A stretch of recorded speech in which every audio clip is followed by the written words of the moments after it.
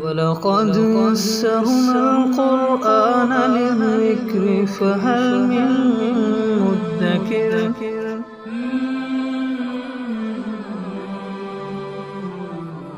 سورہ آل عمران آیت نمبر 102 اعوذ باللہ من الشیطان الرجیم بسم اللہ الرحمن الرحیم یا ایہا الذین آمنوا اتقوا اللہ حق تقاتہ ولا تموتن الا وانتم مسلمون۔ سابقہ آیات میں مسلمانوں کو متوجہ کیا گیا تھا کہ اہل کتاب اور دیگر کفار وہ مسلمانوں کو گمراہ کرنا چاہتے ہیں، تو ایمان والوں کو متنبہ کیا گیا کہ تم لوگ ان کی گمراہی سے باخبر بھی رہو اور بچتے بھی رہو۔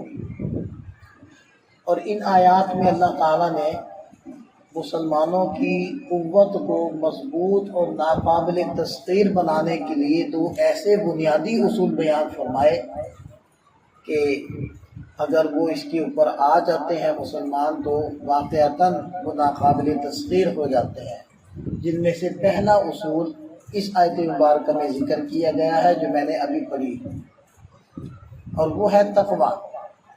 اور دوسرا اصول ہے جو اگلی آیت مبارکہ میں ہے، وہ ہے اتفاق اور اتحاد باہمی۔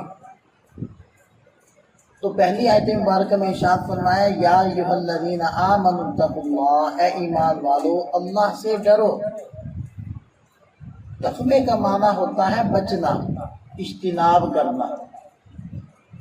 تو چونکہ گناہ وہ عذاب کا خطرہ ہوتے ہیں اور عذاب میں مبتلا ہونے کا ذریعہ ہوتے ہیں، اس وجہ سے گناہوں سے اجتناب کو، بچنے کو ڈرنے سے تعبیر کر دیا جاتا ہے۔ ویسے عام طور پر تقوی کا معنی ہوتا ہے ڈرنا، ویسے لغوی معنی ہوتا ہے بچنا۔ تو ڈرنا اسی لیے ترجمہ کیا جاتا ہے کہ گناہ کرنے سے انسان کو عذاب میں مبتلا ہونے کا خطرہ ہوتا ہے، اس وجہ سے وہ جو گناہ ہوتے ہیں ان سے ڈرنا چاہیے۔ تو پھر تقوی کے معنی ڈرنے سے کر دیا جاتا ہے۔ اور یہ جو تقوی ہے اس کے مختلف درجات ہیں۔ پہلا درجہ تو یہ ہوتا ہے کہ انسان کفر اور شرک سے بچے، اور یہ درجہ ہر مسلمان کو حاصل ہوتا ہے۔ ظاہری بات ہے جو صاحب ایمان ہے وہ کفر اور شرک سے بچا ہوا ہے، تو یہ تقویٰ تو ہر مسلمان کو حاصل ہے۔ اس معنی کے اعتبار سے تو ہر مسلمان کو متقی کہہ سکتے ہیں، اور قرآن کریم میں اس معنی میں بھی تقوی کا لفظ استعمال ہوا ہے۔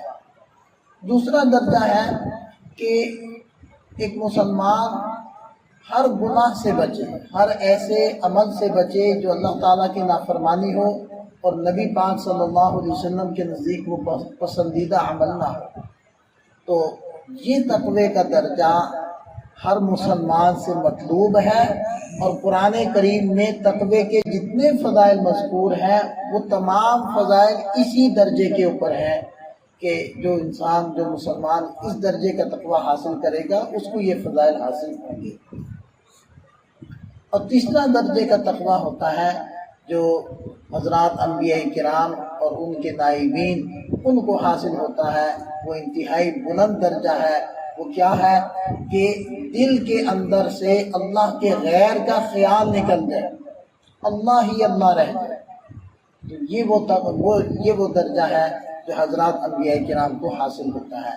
تو بہرحال ارشاد فرمائے یا ایھا الذین آمنوا اتقوا اللہ، اے ایمان والو اللہ سے ڈرو، تقوی اختیار کرو، حق تقاتہ، ایسا تقوی اختیار کرو جیسا تقوی اختیار کرنا اللہ کا حق ہے، ایسے ڈرو جیسے کہ اللہ سے ڈرنا چاہیے۔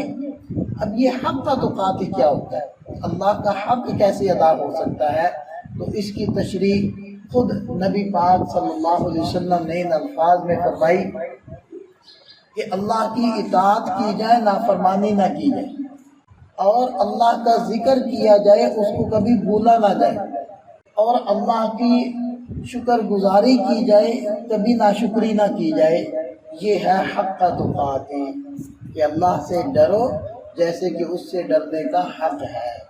اور بعض آیات میں آتا ہے فاتقوا اللہ ما استطعتم، ایک جگہ قرآن کریم میں یہ بھی آیا فاتقوا اللہ ما استطعتم، اللہ سے ڈرو جس قدر تمہارے اندر طاقت ہے۔ اب اس کا کیا مطلب ہے جس قدر طاقت ہے اتنا ڈرو؟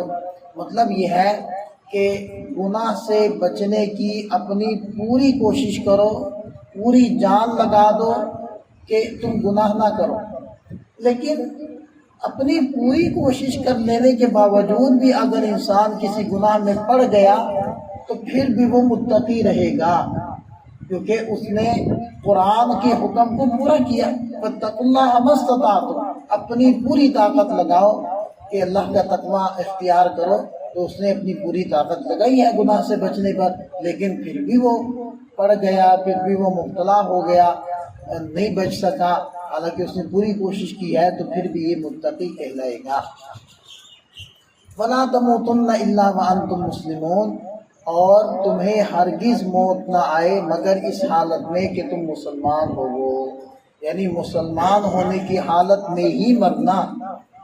اب دیکھیں مرنا تو کسی کے اختیار میں نہیں ہے، لیکن اس حکم کا مطلب یہ ہے جیسے کہ نبی پاک صلی اللہ علیہ وسلم نے ارشاد فرمایا کہ جیسے تم زندگی گزارو گے ویسے ہی تمہیں موت آئے گی، یعنی جس حالت میں تم لوگ عام طور پر زندگی گزار رہے ہو اسی حالت میں تمہیں موت آئے گی، اور جس حالت میں تمہیں موت آئے گی اسی حالت میں تمہیں میدان محشر میں اکٹھا کیا جائے گا۔ تو دیکھیں مرنا تو ہمارے بس میں نہیں ہے، لیکن درست اعمال میں اپنے آپ کو لگانا یہ تو ہمارے بس میں ہے۔ اب آپ نے دیکھا ہوگا نا کہ لوگ عام طور پر جو شعبہ اختیار کرتے ہیں وہ اسی شعبے کے اندر ان کی وفات ہوتی ہے۔ تو ڈرائیور ہے تو اس کی عام طور پر ایکسیڈنٹ کے اندر وفات ہوتی ہے، کوئی ٹیچر ہے تو عام طور پر اس کی پڑھتے پڑھاتے ہوئے وفات ہوتی ہے، کوئی امام ہے تو عام طور پر اس کی مصلے پر وفات ہوتی ہے۔ تو جو جس شعبے کے اندر کام کر رہا ہوتا ہے عام طور پر اسی شعبے میں اس کی وفات ہوتی ہے۔ تو بالکل اسی طرح جو انسان فرما برداری میں عام طور پر چلتا ہے اور دوسرا انسان نافرمانی میں چلتا ہے، تو فرما بردار کی کسی نہ کسی نیک عمل کے اندر وفات ہوگی اور نافرمان کی کسی نہ کسی گناہ کے اندر وفات ہوگی۔ تو اپنی زندگی کو اعمال میں اور فرما برداری میں لگانا یہ تو ہمارے اختیار میں ہے، اور اللہ کے نبی نے ارشاد فرمایا جس حالت میں تم زندگی گزارو گے اسی حالت میں تمہاری موت آئے گی، اور جس حالت میں تمہاری موت آئے گی اسی حالت میں تمہیں میدان محشر میں جمع کیا جائے گا۔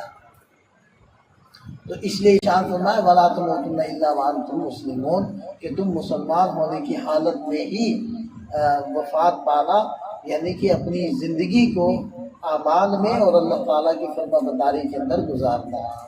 تو یہ ہے تقویٰ اور تقوی کے درجات۔ اللہ تعالیٰ کا جو یہ حکم ہے وہ ہم نے تفصیل سے پڑھ لیا۔